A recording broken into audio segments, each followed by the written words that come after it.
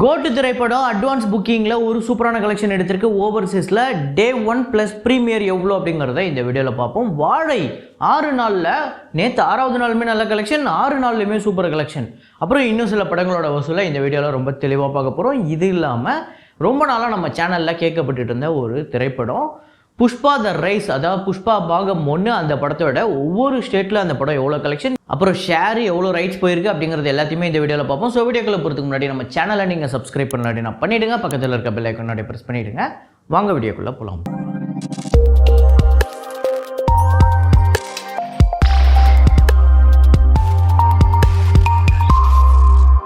நேற்று வீடியோவில் நான் ஒரு ஃப்ரேமு வைக்கும்போதே இது ஒரு சேலஞ்சு அப்படின்னு சொல்லிட்டு தான் நான் அந்த ஃப்ரேமே வச்சுருந்தேன். நான் என்ன நினச்சேன்னா அதை யாரும் கண்டுபிடிக்க முடியாது அப்படின்னு நினச்சி தான் வச்சேன். ஆனால் நிறையா பேர் ஆக்சுவலாக கண்டுபிடிச்சிருந்தாங்க. அது என்ன ஃப்ரேம், என்ன படம் அப்படிங்கிறத இப்போ பார்த்துட்டு வாங்க.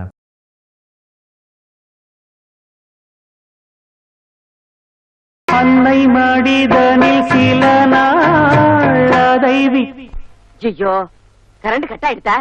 ஆமாங்க, என்றும் அன்புடன் அப்படிங்கிற ஒரு திரைப்படம் 1992ஆம் ஆண்டு வந்திருந்தது. முரளி, அப்புறம் சித்தாரா, ஹீரா இவங்கெல்லாம் நடிச்சிருப்பாங்க. அந்த படம் வந்து பெருசாக வசூல் ரீதியாக பெரிய ஹிட்டெல்லாம் கிடையாது, கமர்ஷியல் ஹிட்டும் கிடையாது, ஒரு ஆவரேஜ் திரைப்படம் தான். ஆனால் இந்த படத்தில் இருக்கக்கூடிய சில பாடல்கள் பெரிய ஹிட்டு, அதுவும் முக்கியமாக இந்த பாட்டும் சூப்பர் ஹிட்டு. ஆனால் இதை நான் ஃப்ரேமாக வைக்கும்போது அதுக்கு பாட்டோ அந்த படத்தையோ போய் தேடி பார்க்கும்போது அந்த படத்தை பற்றி எதுவுமே இல்லை. அந்த படம் எந்த ஓடிடிலையும் கிடையாது, யூடியூப்பில் கூட கிடையாது.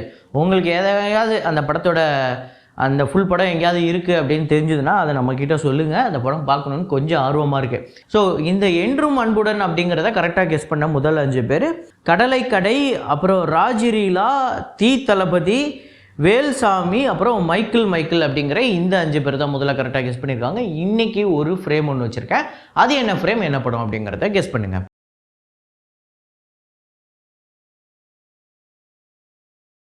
ஸோ வசூலுக்குள்ளே போகிறதுக்கு முன்னாடி நீங்கள் வீடியோவை லைக் பண்ணிவிடுங்க. ஸ்திரீ 2 இந்த படத்தோட டே 14 இந்தியாவில் வந்து 11,29,00,000, அதாவது நேற்று 14வது நாளுமே இந்தியாவில் டபுள் டிஜிட் கலெக்ட் பண்ணியிருக்கு. World wide 12,85,00,000.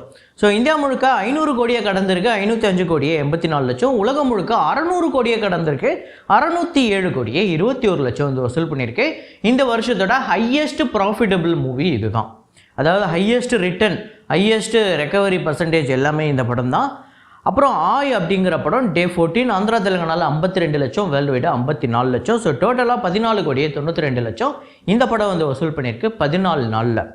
அப்புறம் சரிபோதா சனிவாரம் அப்படிங்கிற படத்தோட ப்ரீசேல் ஆந்திரா தெலுங்கானாவில் 3,63,00,000, ரெஸ்ட் ஆஃப் இந்தியாவில் 1,02,00,000, ஓவர்சீஸில் 4,05,00,000, வேர்ல்டு வைடு 8,70,00,000 இந்த படம் வந்து வசூல் பண்ணியிருக்கு. ஃபைனல் ப்ரீசேலில், ஃபைனல் அட்வான்ஸ் புக்கிங்கில் இந்த படம் வந்து கலெக்ட் பண்ணியிருக்கு. ஸோ இது 8,70,00,000னா கண்டிப்பாக இதோட டபுள் மடங்குக்கு மேலே வரதுக்கு தான் பாசிபிலிட்டிஸ் இருக்குது. ஸோ படம் பார்த்துருந்தீங்க அப்படின்னா எப்படி இருக்குது அப்படிங்கிறத கமெண்ட்டில் போடுங்க. அதுக்கடுத்ததாக கன்னட திரைப்படத்தில் கிருஷ்ண பிரணய சகி அப்படிங்கிற திரைப்படம் டே 14 கர்நாடகாவில் 36,00,000, வேர்ல்டு வைடு 37,00,000, 15,92,00,000 இது வரையும் இந்த படம் உலகம் முழுக்க வந்து வசூல் பண்ணியிருக்கு. அப்புறம் நுணக்குழி, நான் இத்தனை நாளாக நுணாக்குழின்னு தப்பாக சொல்லியிருந்திருக்கேன், இது நுணக்குழி டே 14 கேரளாவில் 33,00,000, வேர்ல்டு வைடு 37,00,000, 12,29,00,000 கேரளாலையும், வேர்ல்டு வைடு 19,15,00,000 வந்து வசூல் பண்ணியிருக்கு.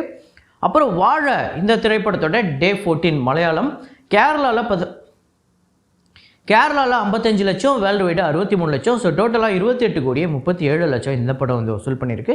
இந்த 2 மலையாள திரைப்படங்களுமே பெரிய வசூல் எடுத்து பெரிய வெற்றி திரைப்படங்களாக அமைஞ்சிருக்கு. அப்புறம் டிமாண்டி காலனி 2 இந்த படத்தோட டே 14 தமிழ்நாட்டில் 65,00,000, வேர்ல்டு வைடு 1,15,00,000. ஸோ டோட்டலாக 31,26,00,000 தமிழ்நாட்டிலையும், வேர்ல்டு வைடு 42,67,00,000. கிட்டத்தட்ட 2 கோடிக்கு மேலே ஆந்திரா தெலுங்கானாவில் மட்டுமே கலெக்ட் பண்ணியிருக்கு, பெரிய விஷயம். அப்புறம் தங்கலான் திரைப்படத்தோட 14வது நாள் வசூல் தமிழ்நாட்டில் 29,00,000, வேர்ல்டு வைடு 68,00,000. ஸோ டோட்டலாக 36,89,00,000 தமிழ்நாட்டிலையும், வேர்ல்டு வைடு 75,39,00,000 வந்து வசூல் பண்ணியிருக்கு. 75 கோடியை கடந்திருக்கு தங்கலான் திரைப்படம்.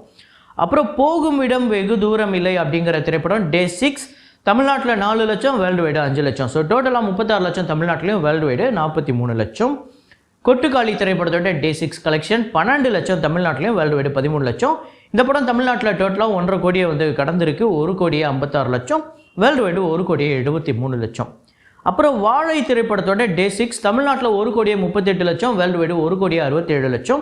தமிழ்நாட்டில் 14,06,00,000 வந்து வசூல் பண்ணியிருக்கு இதுவரையும்.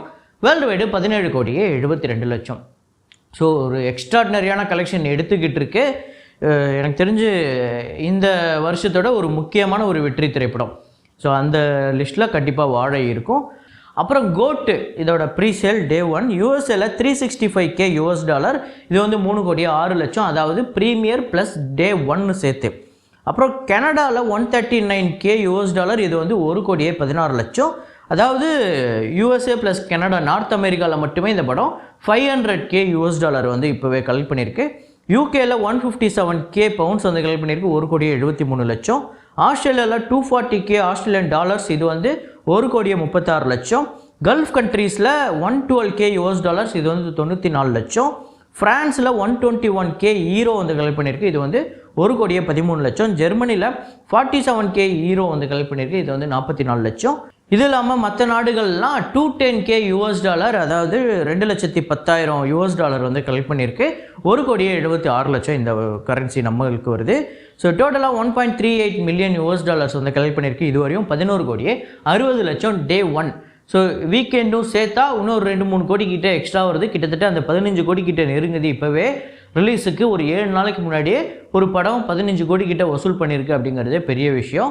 ஸோ இன்னும் ஒரு 2 நாளில் அந்த லியோ கூட நம்ம வந்து கம்பேர் பண்ண வேண்டியது இருக்குது. லியோவோட ப்ரீசேல் எப்படி இருந்திருக்கு, அதுக்கப்புறம் கோட்டோட ப்ரீசேல் எப்படி இருக்குது அப்படிங்கிறத ஒரு 2 நாளில், ஒரு நாள் கழிச்சு வீடியோவில் கூட நம்ம அதை கம்பேர் பண்ணுவோம்.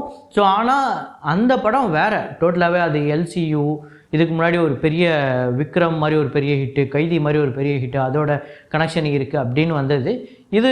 அதுவும் இல்லாமல் அதில் பாடல்கள்லாம் பெரிய ஹிட்டு. ஓப்பனிங்லேயே அந்த நாரேடி தான் வருவாங்களாம், அவ்வளோ தாறுமாறு ஹிட்டு. ஸோ கோட்டு வந்து இப்போவே இவ்வளோ பாடல்கள்லாம் அந்தளவுக்கு சுமாராக வந்து கூட இவ்வளோ பெரிய கலெக்ஷன் எடுக்கிறதுங்கிறது பெரிய விஷயந்தான். அப்புறம் நான் சொல்லியிருந்தேன் புஷ்பா த ரைஸ் அந்த படத்தோட வசூலை சொல்கிறேன் அப்படின்னு சொல்லிட்டு. ஸோ அதுக்கு முன்னாடி ஆல வைகுண்டபுரம் அதுதான் அவரோட பெரிய பிளாக் பஸ்டர் திரைப்படமாக இருந்தது. அதான் அதிக வசூலில் அந்த படம் தான் அதிகமாக இருந்தது. இந்த படம் ஒரு மாதிரி சுகுமார் அவர்களோட டைரக்ஷனில் எப்படி இருக்கும்னா ஒரு மாதிரி வித்தியாசமாக அப்ரோச் பண்ணியிருப்பார் இந்த ஹீரோவையே. பார்க்குறதுக்கே நல்லாயிருக்கும்.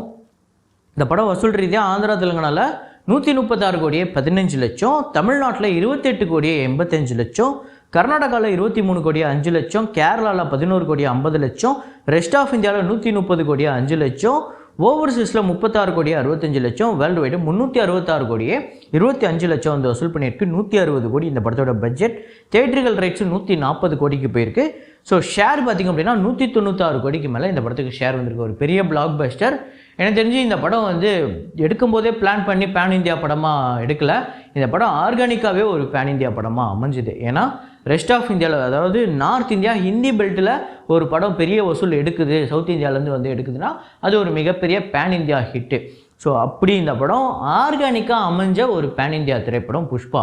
இப்போ புஷ்பா 2 வந்து கொஞ்சம் தள்ளி போகுது அதுக்கு. ஆனால் பெரிய பிஸ்னஸுக்கு பெரிய அளவில் எதிர்பார்ப்பு இருக்குது. கிட்டத்தட்ட அந்த 1000 கோடி அப்படிங்கிற ஒரு மிகப்பெரிய அச்சீவ்மெண்ட்டை அந்த படம் எடுக்கும் அப்படின்னு சொல்கிறாங்க. ஸோ இந்த புஷ்பா த ரைஸ் இந்த படம் உங்களோட எத்தனை பேரோட ஃபேவரட் அப்படிங்கிறத கமெண்ட்டில் போடுங்க. இதே மாதிரி ஒரு வீடியோவில் இதே மாதிரி கலெக்ஷன் ரிப்போர்ட்டில் மீண்டும் நான் உங்களை சந்திக்கிறேன். Signing off Rahman.